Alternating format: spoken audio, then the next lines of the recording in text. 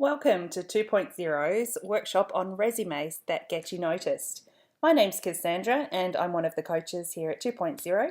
Today, the webinar will run for about 45 minutes. I will ask you to pause in places where I'd like you to stop the video and undertake a short activity.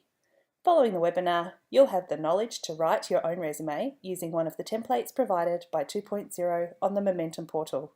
Your coach will then review your resume and provide feedback.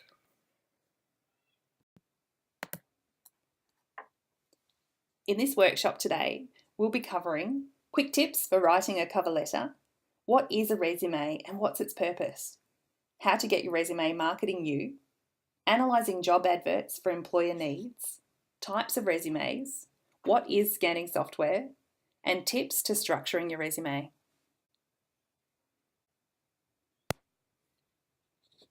Cover letters, quick tips. There's a lot of debate out there about the value of a cover letter and if employers read them at all. You may have heard all of this banter and now might be unsure about whether to send one and what the purpose is. But my advice is always send a cover letter unless the employer specifically asks not to in the job advert. It's definitely safer than not sending one at all, and in the worst case, the employer may take offence or may just not give you the interview. So the purpose of the cover letter is to introduce you to the organisation, demonstrate your interest in the specific vacancy and the company, and draw attention to your resume, motivating the reader to interview you. Often this letter is the first contact that you have with a prospective employer. The cover letter allows the employer to understand what job you're applying for, because quite often they're advertising more than one at a time. The cover letter demonstrates your professionalism and it's an introduction to your resume. In the cover letter, you can also outline the reason for any gaps in your resume if you have one. Your cover letter should be really concise and never more than 1 page in length. And just like the resume, it should be tailored to align with the job advert and use key words. It's not a repeat of your resume and should emphasise and demonstrate your strengths and what you bring to the role. While the resume is a factual document, the cover letter can be more personalised and demonstrate your personality a little bit more. So the easiest way to structure your cover letter is on the screen there and the format that's been used. You can see the personal details, the date, the contact details of the recruiter or the business if you know them. And then the letter should have some clear paragraphs outlining what you're applying for, why you're interested to apply, your skills and experience, any qualifications and training that relates to the position, and then a few lines about your soft skills that are really important for the role. And then finally thanking them with a call to action for next steps.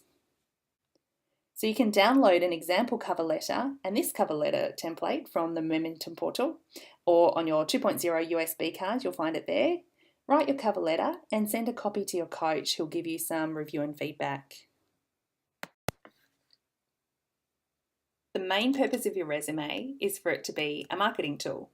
It should quickly and concisely tell the employer what your unique selling points are and what you're going to bring to the role and the company. So it's your introduction to the employer and it should make them want to meet you. By looking at your resume, an employer should be able to quickly identify that you do have the relevant skills and experience for the role that you're applying for. And when the employer can see the connection between your skills and values with those that they want for the job and the organisation, it's more likely that you'll be invited for an interview. So rather than just being a list of jobs and qualifications, your resume should highlight your achievements, your capabilities, and your skills. And it must be tailored. Every time you apply for a new position, you must tailor your resume and your cover letter to show the employer that the skills and selling points that you have do make you the best person for that role.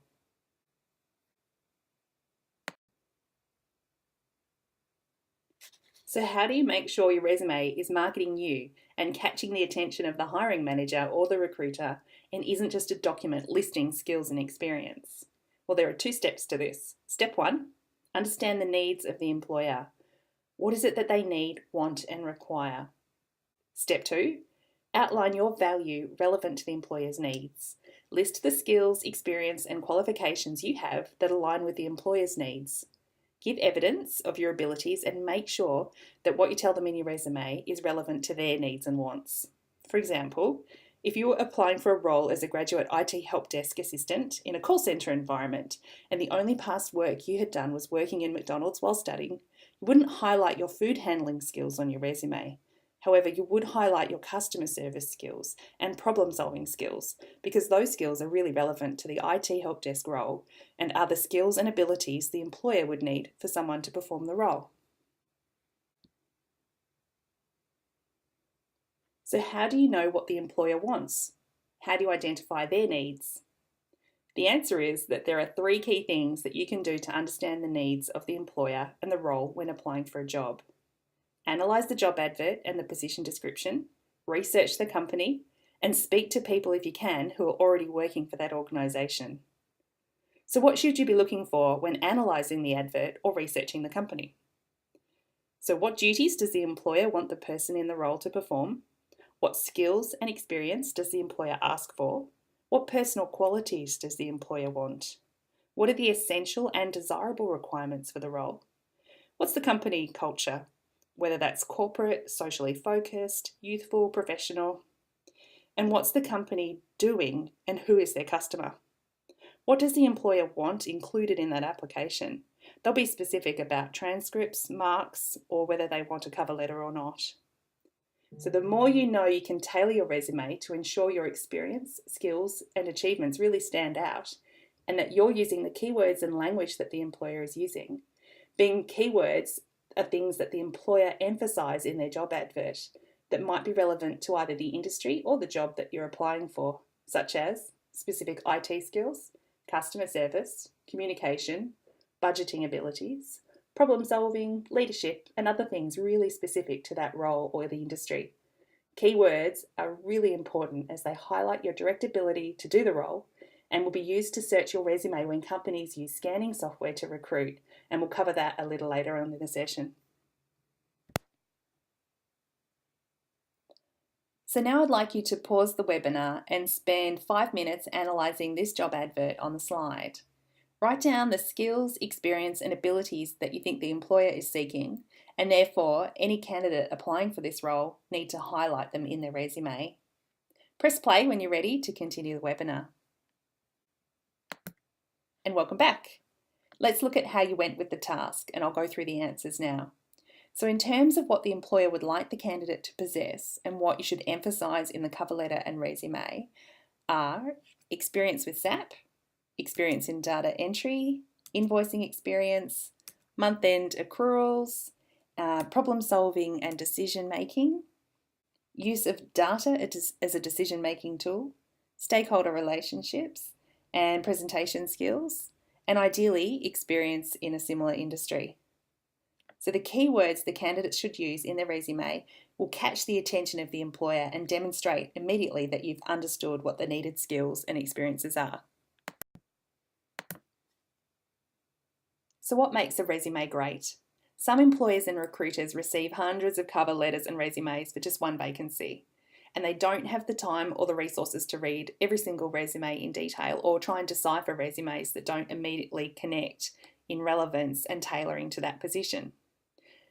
So we believe that an employer or a recruiter will look at a resume for just 20 to 30 seconds before deciding if it's in the yes or no pile. So that means you have a tiny window to demonstrate that you do have the skills and the qualities that they're seeking, and also to make a good first impression. So how can you tell the employer what they need to know when they're potentially only looking at your resume for a matter of seconds? And the first tip is keep it simple. Be concise, don't just add words for the sake of it. So sentences should be not overly wordy, and bullet points are a great idea. It allows the employer to quickly find what they're looking for. The next tip is to keep it short. They're not going to read a 10-page resume that goes all the way back to your primary school achievements. A 2-page resume is perfectly fine for school leavers, graduates, and those without a lot of work experience. But if you have a lot of experience, up to a 3-page resume is also fine. Keeping it well formatted, so layout is important. Keep it clean and easy to look at, using those white spaces and simple lines between sections because it enhances readability. And choose a font that's quite simple and easy to read, like Arial or Calibri. The next tip is to keep it relevant. Only put the information on your resume that's most relevant, telling them what they need to know. Assessing the job advert will help you with that and making sure that you align. And then the biggest tip is to adapt and tailor your resume and tweaking it every time you apply for a job. So if you're sending the same resume to everybody, you really just won't get the job. Part of making it relevant is to use those keywords from the job advert and mirror them in your resume. Then you're really showing that you're identifying what they're looking for and using the same specific words, for example, customer or client. And the last tip is to keep the front page as your most important page.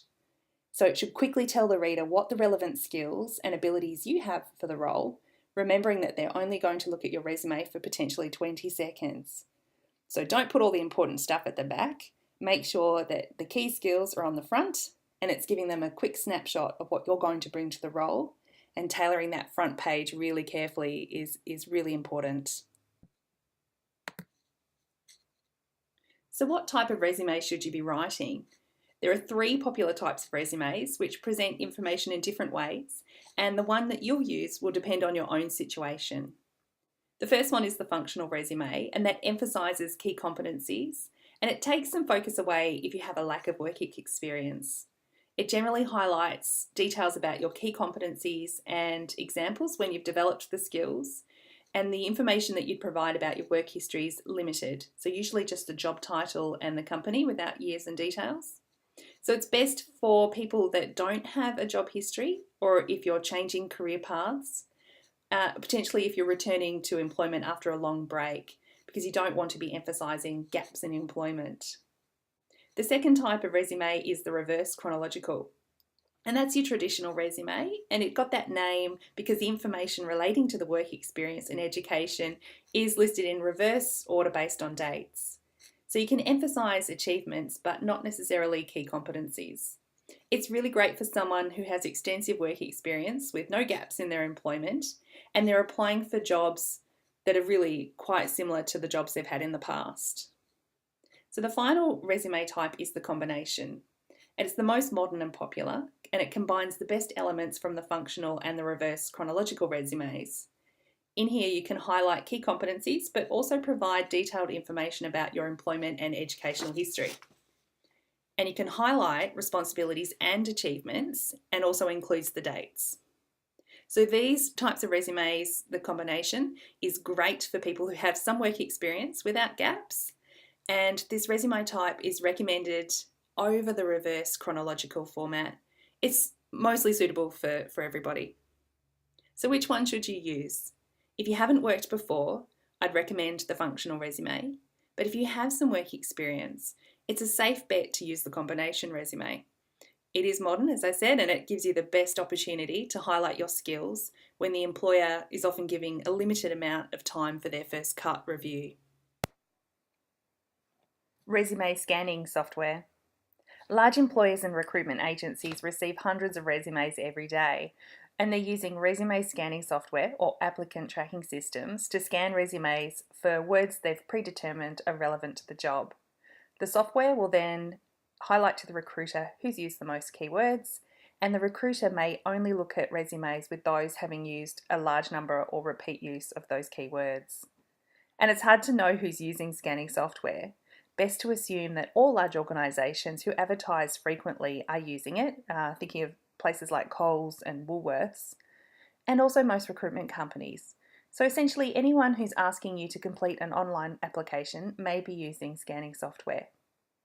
This means when you are writing your resume, do it with this in mind and think about 2 audiences. Firstly, the scanning software, the programming, and also the human being who hopefully will be reading it. And how these tools work. Your resume will be sent to the company via an email or through an online portal.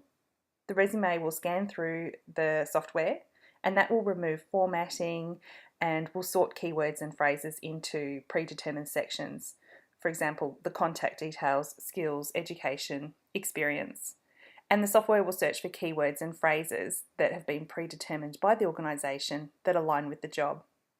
As an example, if you saw an ad for a finance officer, they may be putting in keywords such as finance, CPA, Bachelor of Finance, finance officer, accounts payable, basically whatever is important for the role to have. The higher use of keywords, the higher you will place on the list to be reviewed by a human. So on the next slide, you'll find a video which is about scanning software. And you'll learn some of the tricks for getting a resume past the programming and actually being reviewed by the person. It should start automatically. If not, the YouTube link is included below. Resume structure. There's lots of different opinions out there how a resume should be written, and I'm sure many of you have had lots of different opinions provided. However, the truth is there's no hard and fast rules. But what I would say is that there are definitely better ways to present your information. The key is reminding yourself that your resume is a marketing tool with the purpose to promote you to the position that you're applying for. So over the next few slides, I'll talk to you about how to present your information so you can go away after this webinar and use one of the 2.0 resume templates. Write your own tailored resume relevant to the job and have them reviewed by your coach. Name and contact details. It may seem like the simplest thing on your resume, but people can make mistakes and ruin their chances of receiving an interview just because of that section. Your name and contact details are the first thing the employer will look at. So make sure your mobile number is correct, you have a professional voicemail on that phone, and check your voicemails every day. Don't screen calls when you're actively applying for jobs. Answer any number that calls you. Email addresses, make sure it's sensible and professional. Something that simply has your name and an @Gmail or @Hotmail is probably the best. Address is optional to include on your resume. You don't have to include it. Sometimes it's useful to include your address. Say if you're applying for a role that's close to home. If you're applying for jobs that involve a great deal of travel or travel time, I'd recommend not to include your address. If you have a LinkedIn account that you've worked on and it's aligned with your resume, include the link to your profile in the contact details. Make sure it's the shortened link that you can create for yourself. At the end of the day, the employer is going to search for you online, so you may as well control what they see. The summary section of your resume. So the summary section allows you to give an overview or a snapshot of your experience and your unique selling points relating to the role. It's a brief introduction, no more than 4 to 5 lines, and be really succinct. So you want to just highlight that you have the relevant skills, qualifications, and experience for the role, and hopefully they'll want to keep reading. Ideally, don't write in the first person. It is a document for data, so avoid I or me. It's often easier to write this section once you've written the rest of your resume, so you can come back and summarise your contents of your resume. A little like writing an executive summary for a report. In 4 to 5 lines, you give enough hook for the employer to read, but not too long to discourage them. Highlight your selling points, so all of the things you bring to the role that demonstrate that you're the best person for the job and that you do have the skills to do it. So in your summary, you don't need to highlight that you're reliable or hardworking or a good team player.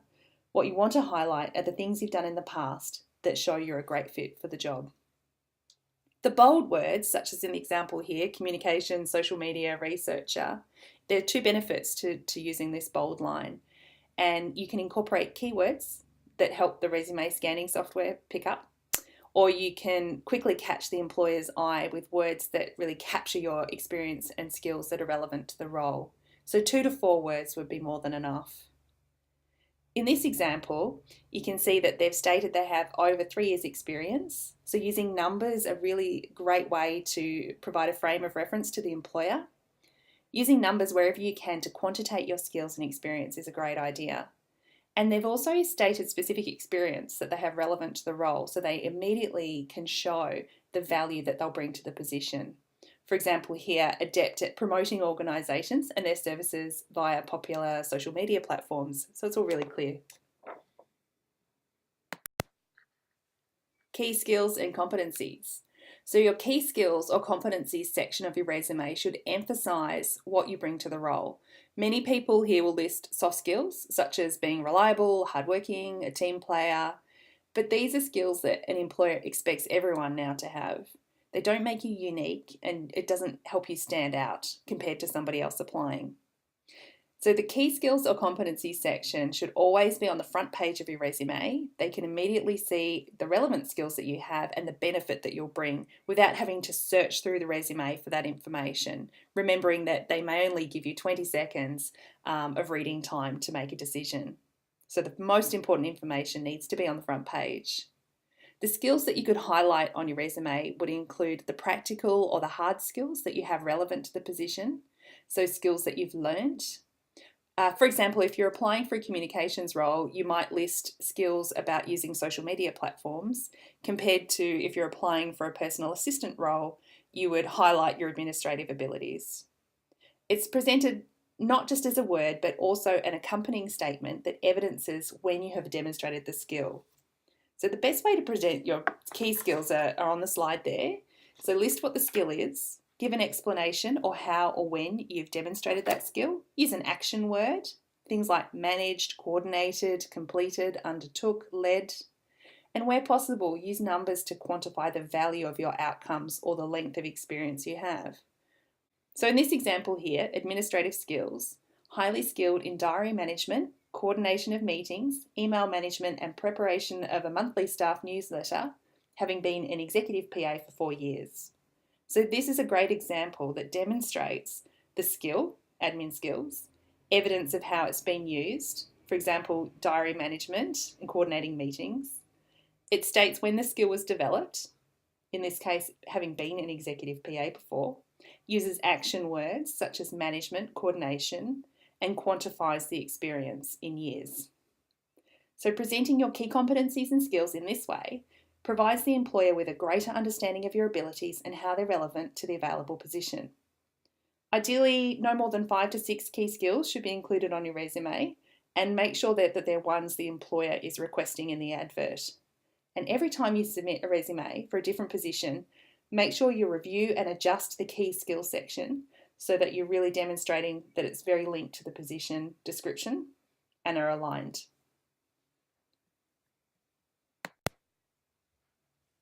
Experience and work history section of your resume. So work history should be presented in reverse chronological order, with the most recent job first and then work backwards. Ideally, just include positions that you've had over the last 10 years, the most recent 10 years, and don't leave any unexplained gaps. So if you travelled for 6 to 12 months, list it and then highlight your learnings and the leadership development you gained from this experience. Then do a 2 to 3 line blurb summarising your role and or the company, and present the work history in bullet points. And wherever you can, use numbers to quantify your experience and emphasise your abilities. So as a comparison, you might, rather than say, I managed and resolved customer calls, you could say, managed and resolved up to 50 customer calls per day. You ideally don't want more than 5 to 6 bullet points for responsibilities. And under achievements, list your achievements showing where you went above and beyond in a role for a company or an employer. It also demonstrates your capacity and that you're willing to provide benefit. A good example might be that you increase sales team profits by 15% over a 3-month period, or that you achieved excessive monthly sales KPIs for a 12-month period. If you're really experienced, you can often combine the responsibilities and achievement sections in this section of the resume. So going through this example on the slide, this section is a really good example. It lists the job title, the company, the start and end dates. You don't always have to have the months. Years are fine, but it's good to know the months in case you go to an interview and have them in your back pocket. And then a 2 to 3 line blurb summarising your role and or the company, if it's less familiar. Then the responsibilities should be put in bullet points, starting with an action word such as assisted or managed, and ideally quantify. For example, if you managed a team of 3. List the most relevant responsibilities first, and again, use the keywords from the adverts.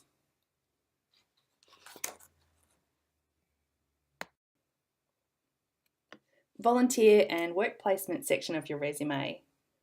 So you want to list volunteer work or work placements, especially if they're relevant to the role that you're applying for. You'll have developed skills and gained experience from these activities. Just because you weren't paid doesn't mean it isn't valuable. It demonstrates experience, it allows you to highlight the benefits you bring to the company, and it shows that you're socially minded. This section also gives you an opportunity to input more of the keywords into your resume and highlight your ability to do the job. So you would present this section quite similar to the way you've presented your employment history. So let's have a look at the example on the slide here. We've got, again, the job title and who it was with, a bit of a summary of what the job was, and again, responsibilities and achievements in bullet points. You may decide to put your volunteer work before your work experience section on your resume if the volunteer work relates more directly to the job that you're applying for, and perhaps your paid employment hasn't. Education and training. Your education section should list the course or certification that you're currently studying or have completed, the training provider that you studied with, and the date that you completed the course or certification. There's no need to list the subjects that you studied, but if you received any special awards, it'd be great to list these as a bullet point under the course or certification. If you have association memberships, like the CPA or the Human Resources Institute, list these on your resume under a new section titled Memberships and Associations. Structure this section in the same way that you do the education section. So once you've graduated university, there's no need to list your high school on your resume. Your interests. You don't have to include an interest section on your resume, it's really optional. As you get more experienced in the workplace, it becomes less relevant. However, when you have less experience, the interest section can really help you demonstrate additional skills. For example, if you're the captain of a school team, and this demonstrates your leadership qualities, the ability to work as part of a team, and your physical fitness. Avoid anything that could be contentious, such as political or religious affiliations, and wherever possible, use this section to show how your personality and outside interests are suited to the business that you're applying to. Again, you can put these sections with bullet points just to be concise. References. Unless you're specifically asked to provide referee details in the job advert or the application form, you're not expected to include your referees on your resume, and most people will simply write references available upon request. And there's some benefits to doing it this way. Firstly, the employer will need to request your referee details, and that gives you a chance to give a heads up to the referee, let them know who to expect a call from, what the job is, and also have a discussion about your skills, experience, and achievements that you would like them to elaborate on your behalf and really highlight you.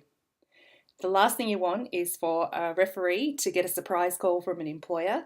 They may not be able to give the best reference on the fly, and that won't set you up for success. The other thing you can do is take your referee details typed up to the interview. You can provide them upon request during the interview, or you can ask if they prefer them emailed. Emailing is the preferred option because that gives you another chance to communicate with the interviewer and provide those referee details and thank them at the same time, reiterating why you'd be a great candidate for the position. So if you provide your referees on your resume, you have no control about when the employer is going to call, and it doesn't allow you to give your referee any details about the job or the skills or achievements to highlight. Tailoring and reviewing your resume. So tailoring. Before applying for any job, you need to assess the job advert, identify the keywords, and then tailor your resume to emphasise your skills, experiences, and achievements that the employer is looking for. And this needs to happen every time. Some tips for tailoring your resume are to tweak your summary, change the key skills to be most relevant, ensure your work history is highlighting the relevant responsibilities and achievements, and make sure the correct keywords are littered throughout your resume. For example, customer service or client services, changing them to align with the employer's language is the best thing to do. And then reviewing. So make sure you proofread your cover letter, resume, and application form prior to sending it. It's the little mistakes that can demonstrate to an employer that you have a poor attention to detail or that you're not showing care in your work. And that's definitely not the impression that you want to make if you'd like to get through to the interview stage. So things to be checking for is to make sure that you've addressed your cover letter to the correct company and the person, get your spelling and punctuation checked, and make sure your formatting is consistent throughout so that the bullet points align, the headings look the same, the font type and the size are consistent, and that you've allowed some space between your paragraphs. Make sure that you've utilised the keywords and have matched your key competencies with those required to do the job, and make sure that all the sentences make sense, are concise and easy to read. It's really great if you can to get somebody else to also proofread it for you.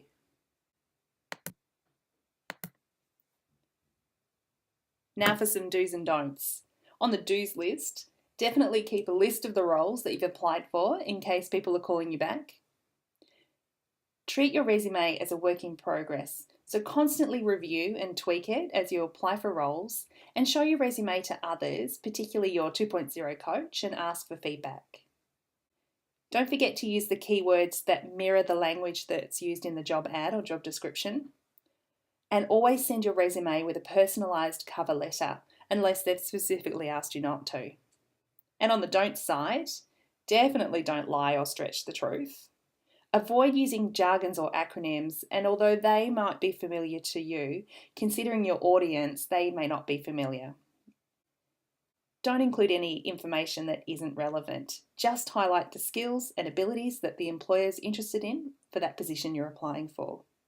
And finally, make sure that your LinkedIn and your resume have the same job dates and job titles, and anything in the public domain is aligned. And that's because employers are increasingly looking at what's in the public domain, and if they're not the same and not aligned, it could raise alarm bells about your honesty and integrity, and it could make a potential employer cautious about inviting you to that really important interview.